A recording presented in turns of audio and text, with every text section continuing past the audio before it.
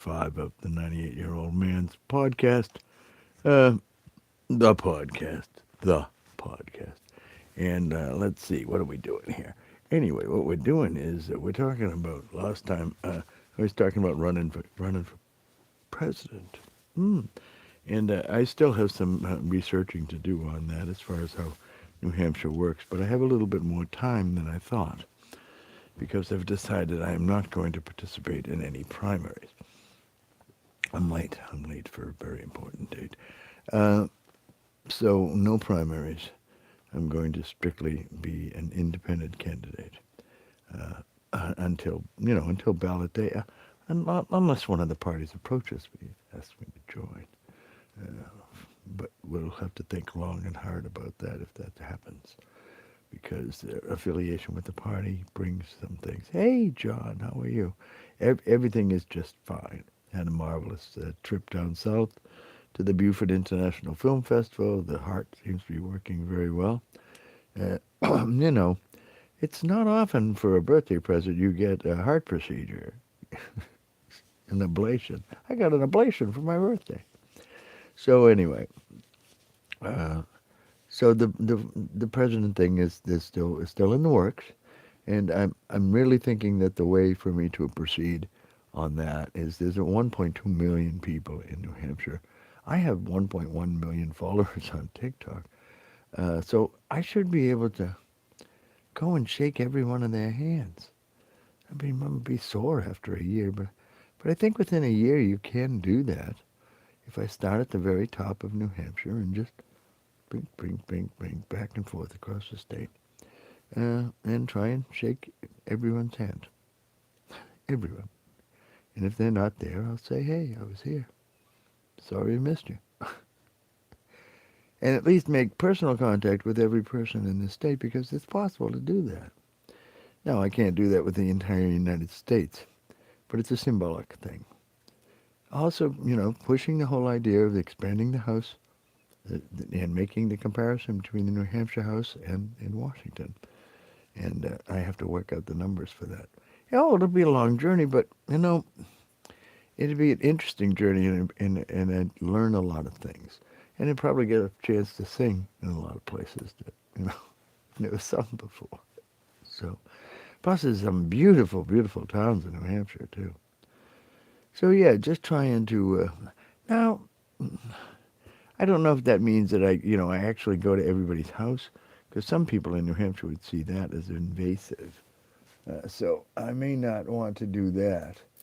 But to, get onto the local store or the post office or something like that where you can greet people, maybe churches, where you can greet people in good cheer, and say, hey, I'm running for president, and I'll be sitting around out here afterwards if you want to listen to me. But I'd like your vote. That's all. That's all. Just say that, and that should be enough. Uh, you know, part part of the big. I mean, it's a big important job of the president being the executive and making sure that everything gets done. Which, in reality, does the president actually make sure everything gets done? He's pretty isolated. I would be making some arguments about the nature of the executive branch, and how much power has been ceded to it, unnecessarily in many cases. Also, uh, without any idea of review. Yeah, there's oversight committees, but they don't really oversee all of these agencies that are being run. There's so many of them now. And somebody's got to keep an eye on these people. And it shouldn't just be, I mean, it's the responsibility of Congress to oversee those things. It is the responsibility of the executive branch to make sure they run and to say, hey, this isn't running so well. Now, they don't have the impoundment authority they used to have, quite the same impoundment authority that they used to have. So the president can't say, this isn't working, we're just going to stop doing this because this is dumb. No, they don't allow the president to do that anymore. I don't know why. I think I do know why. It's because of Nixon. I mean, Nixon changed the world, And I'm still not convinced that there isn't something else going on behind all of that when you consider the assassination of the Kennedys and that Nixon put in a tool in the White House that would have been invaluable to historians and invaluable to the people for as far as transparency is concerned. That recording system, we would have had everything. Everything that went on in the White House, all the discussions, not the secret discussions, but the official meetings that they had, where they're sitting around going, hey, that kind of stuff, that kind of language going on, expletive deleted. I mean, come on, these days, none of those expletives would have been deleted. And the other thing is that, of course, I don't think the intelligence people are too keen on having that record. That's what I think is behind the whole damn thing. He's gone. Well, sorry. Kennedy gone. Pigs didn't go well. Didn't go the way we wanted it to. He's going to crack down on intelligence. Oh, sorry.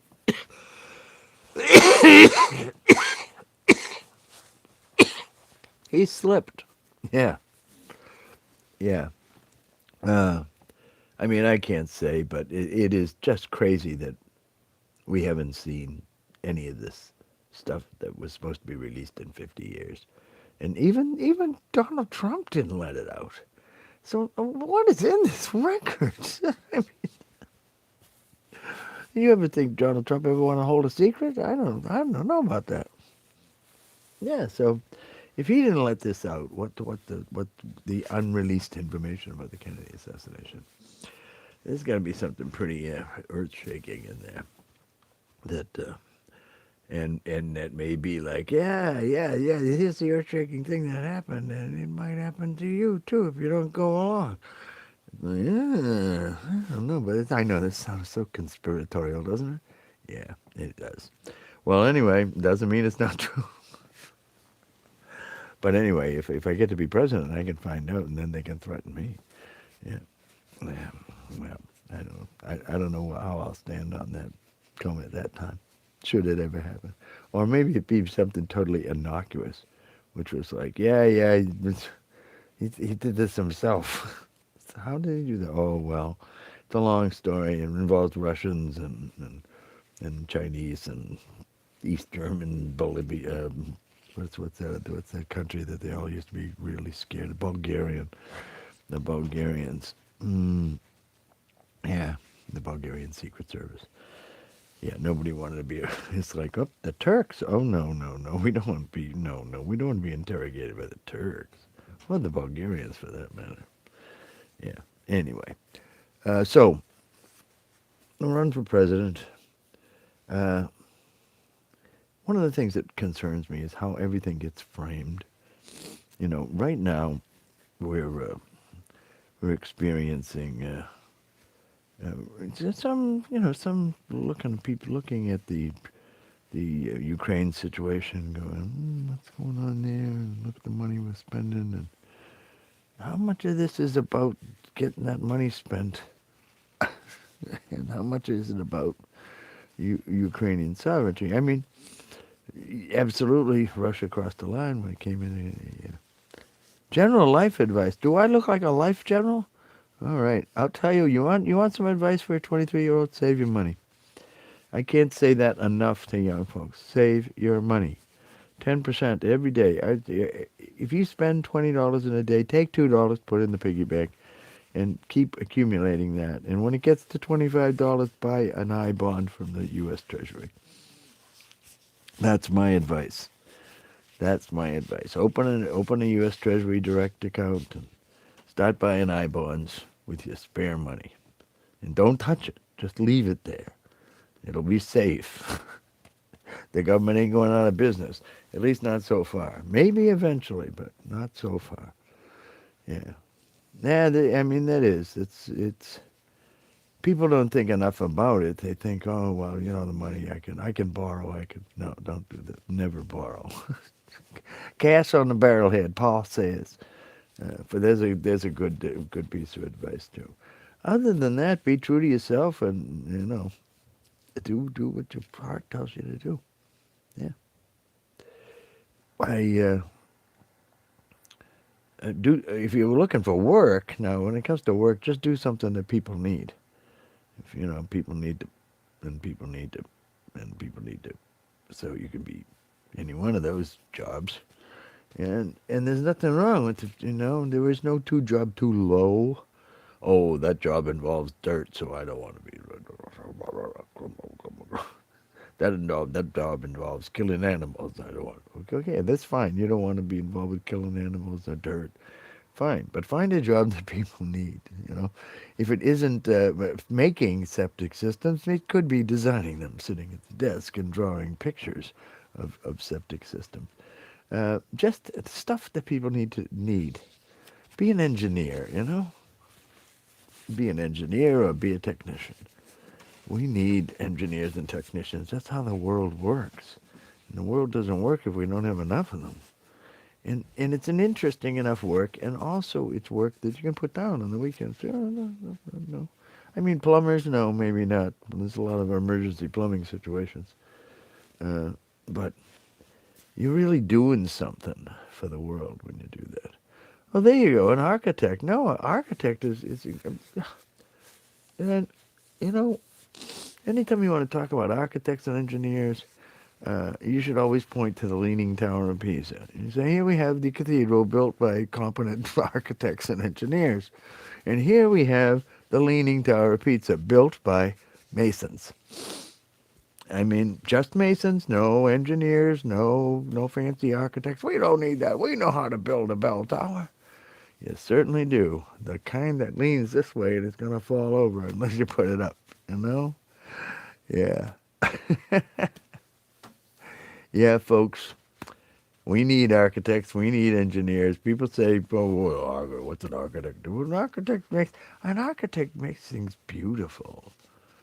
It. I've been after the town for a long time. They like to call themselves the gateway to the Monadnock region, and it's a lovely idea. But there is no actual gateway. But there is a crossroads where there could be an actual gateway, and it has a beautiful view of the mountain, and it could work so well. I'm thinking it's a pedestrian crossing for interstate for the U.S. Route 202 and State Route 119. And they're well-traveled roads. It's a regular intersection. It's got lights, all that stuff. But I'm thinking just a beautiful pedestrian overpass that says it's the gateway to the Monadnock region, and the Monadnock is right there, and you can go up top and take a picture of the Monadnock with nothing in the way. A real Kodak moment place. So people will do this, and it has to be a big enough overpass to accommodate snowmobiles, horses, bicycles, anything, that go slow-moving vehicles, not tractors, but I mean something fairly substantial. And this is a substantial thing, and can be a beautiful thing, and that's I think it would make a wonderful architectural feature for the town that would bring people just to see the feature, never mind to see the mountain and go under the gate, through the gate to the Monadnock region. So, yeah, that's the way I'm thinking anyway. So, yeah, between that and that, what else was I thinking about? Oh, how we're framing everything. Everything is now being framed. And there was one this morning that I was like, so now we're going to frame everything this way because that's what I don't know. Thank you, John. I'm glad that does sound lovely. And what I want to do is I want to go to like a industrial design class or civil engineering class and ask the designers there to kind of have a contest of who could build the most beautiful design and the most interesting design and the most practical design. Because, like I say, if you want to accommodate the snowmobilers in the region, which is a big thing, even though this snow has been here and there recently.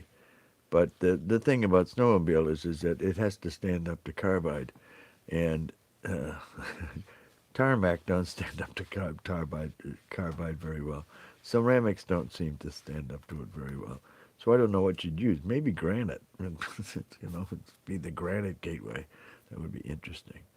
Rome is the place for you. Well, I think architecture is is one of these things that is constantly changing. I mean, whenever I look at the Frank Lloyd Wright houses, it's like, my gosh, what wonderful architecture. I mean, even when I look at Pi's buildings, uh, they're magnificent. They're only meant to last 50 years, but they're magnificent. No, modern construction doesn't last forever. We got an expiration date on this sucker. Yeah, it's not like building stone. Working left Toronto and currently working in Korea because the architecture is not inspiring. Yeah, well, that's it. It's the whole thing. You gotta address the entire community, and part of it is you can make things that attract the community.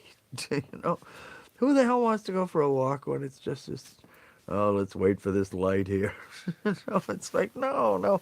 You get to go and see this beautiful, beautiful panorama in front of you of the mountain, the Monadnock Mountain, the Grand Monadnock Mountain, the mountain which Thoreau wrote about in Emerson, and yeah, and then to look back down 202 towards Massachusetts, towards the Great Lake Quabbin, the reservoir, and all of that.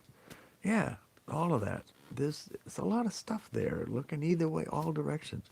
It's a little corner of southwestern New Hampshire, not really famous, and this could make it incredibly famous. They're building a roundabout in Jaffrey now, which is going to be. What do you mean? It's an art in a way. It's an art in every way because it's art you use every day.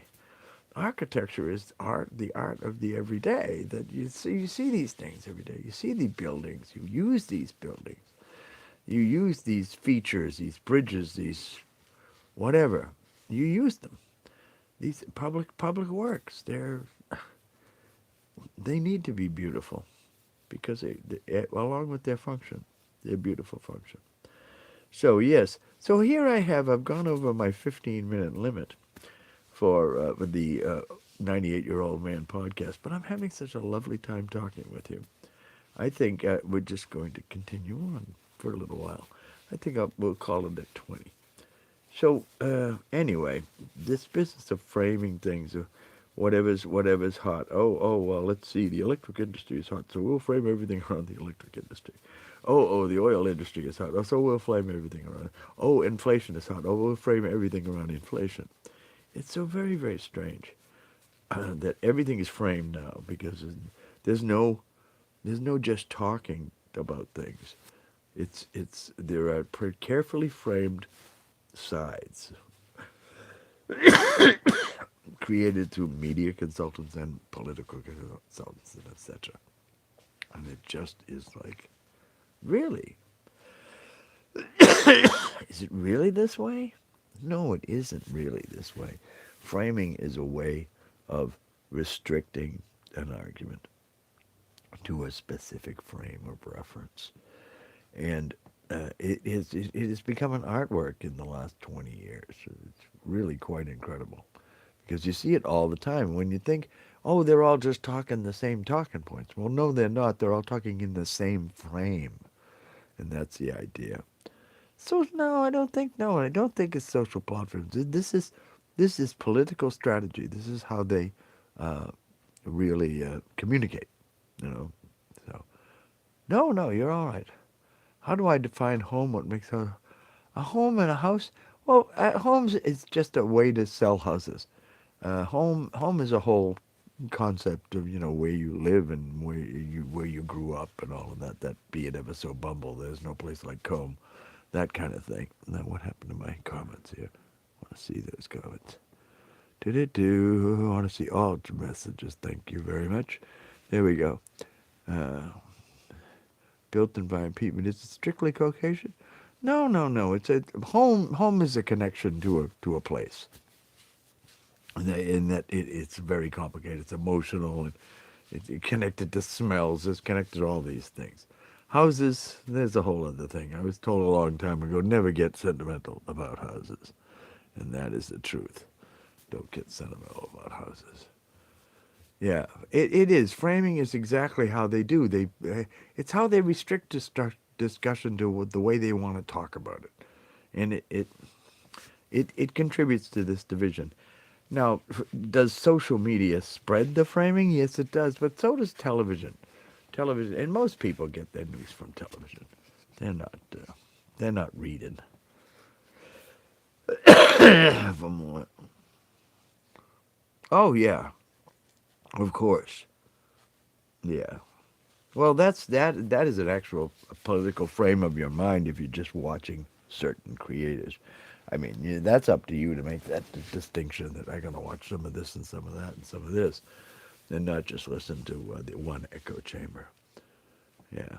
No, I mean, it's like saying, oh, I'm only going to watch Fox News. It's like, well, if you do that, you'll see the world through a certain lens, you know. If you watch all of the newses and you read and you listen to commentary on podcasts or I read The Economist a lot.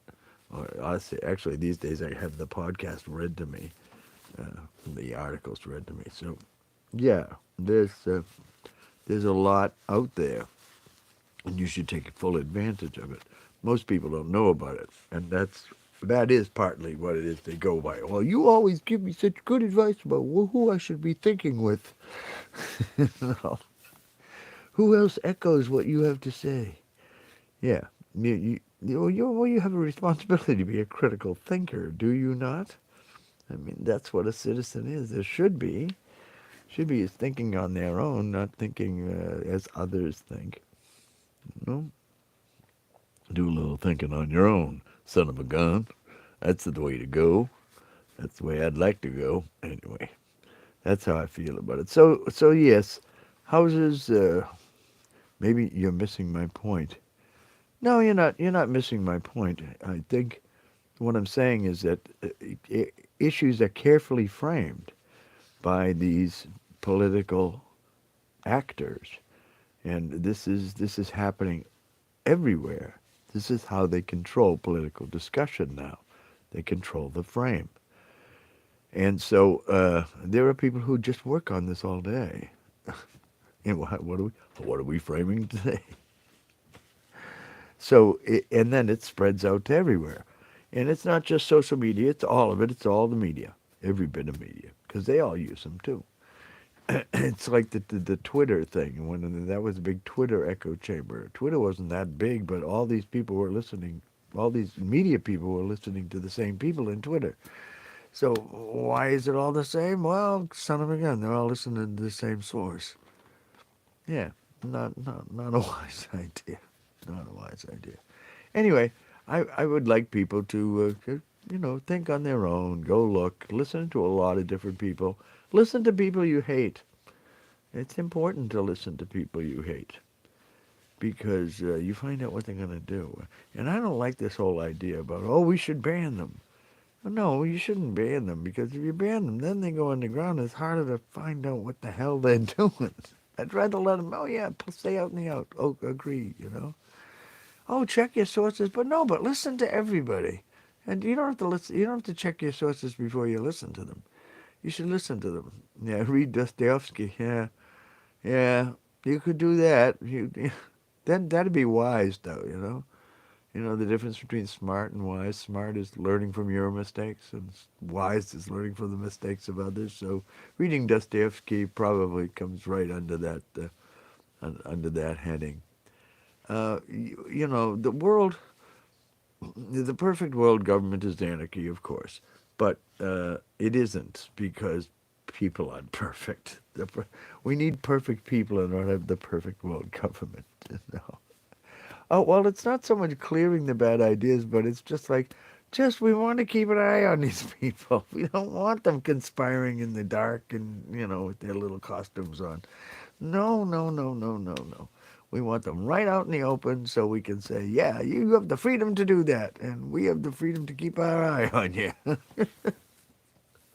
So yeah, that's what I think. I think absolutely.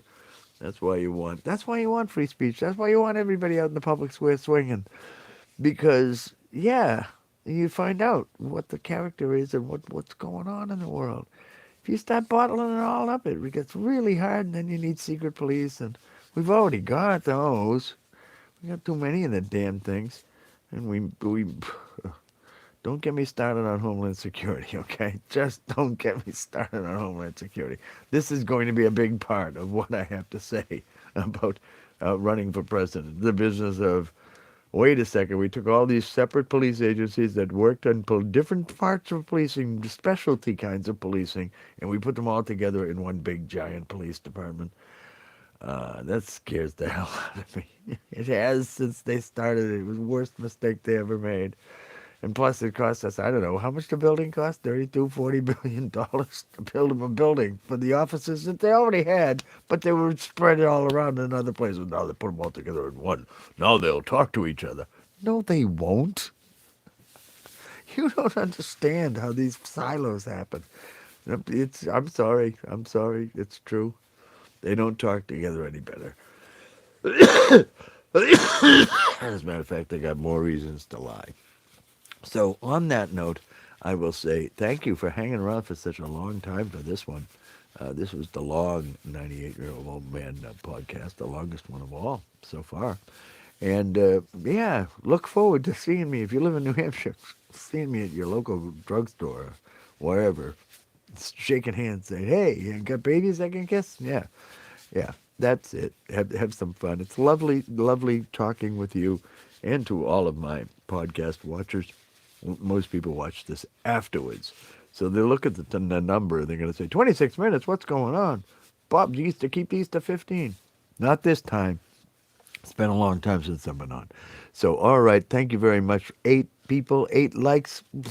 How can I go wrong? 100%. Thank you very much. Remember, you are the unique you in the universe, the only you in the universe. There's no one better at being you than you. And if no one's better at being you than you, if no one's better at something than you are, that makes you the best. And so in order to be the best, all you have to do is you. Be you. I love you just the way you are. Take care of yourselves. Good night, day, whatever it is. Yeah, buenas tardes.